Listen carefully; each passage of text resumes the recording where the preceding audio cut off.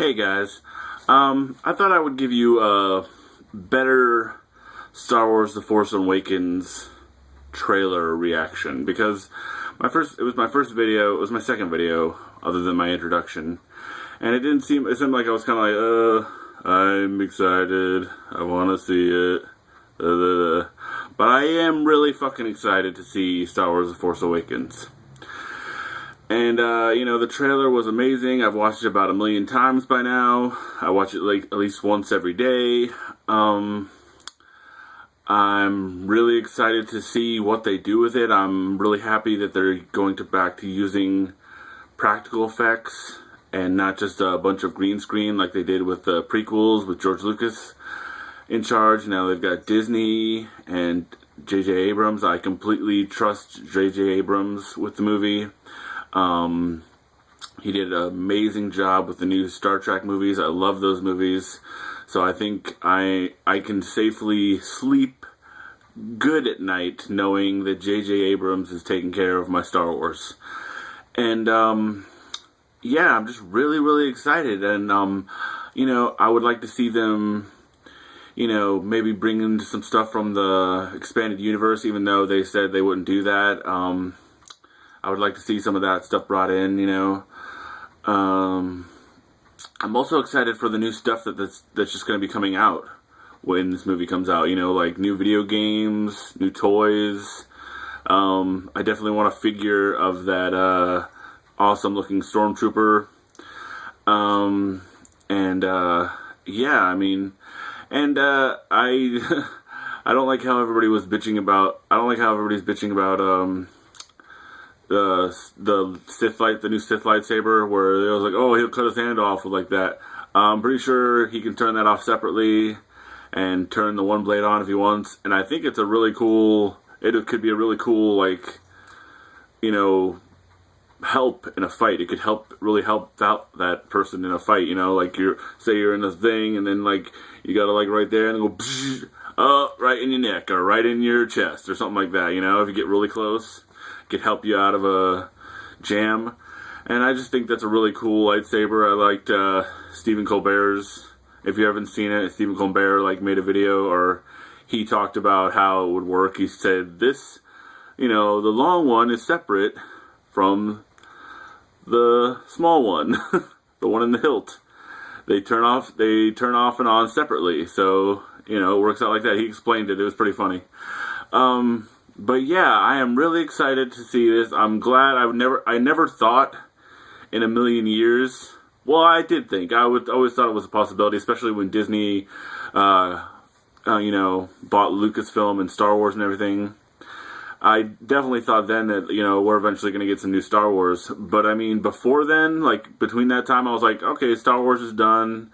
I love Star Wars to death. Don't get me wrong. I'll never get tired of talking about Star Wars or watching Star Wars or whatever, but I was thinking well, all of us nerds, all of us geeks, we can stop talking about Star Wars now because it's over with.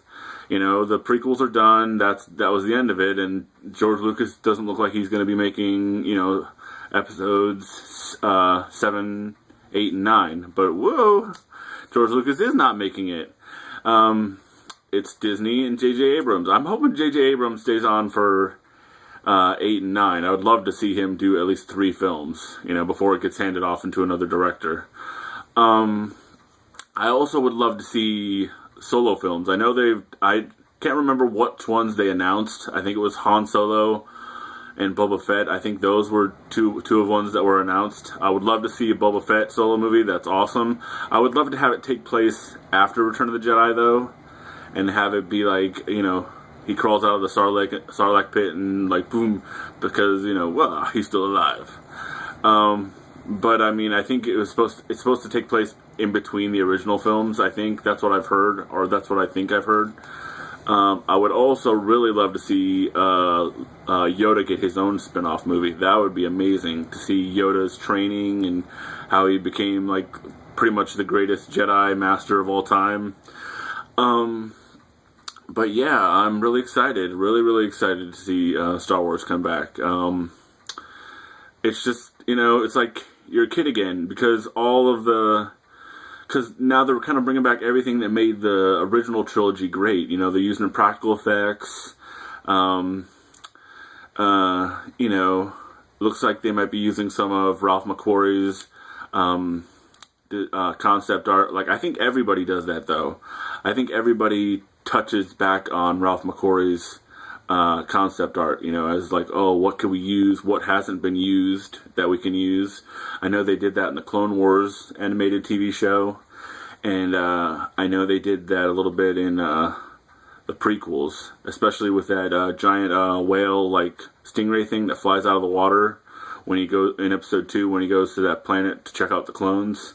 That was like a Ralph McQuarrie thing that originally was supposed to be in Cloud City, I think, but they couldn't do it or something like that, or there was enough money, or weren't able to do it. But I mean, I think it's cool, just something like that, you know, to honor Ralph McQuarrie's memory, and like, I just hope that continues on. And I think the new Star Wars Rebels show is kind of continuing that too, because the Stormtroopers and Vader kind of look reminiscent a little bit of Ralph McQuarrie's designs.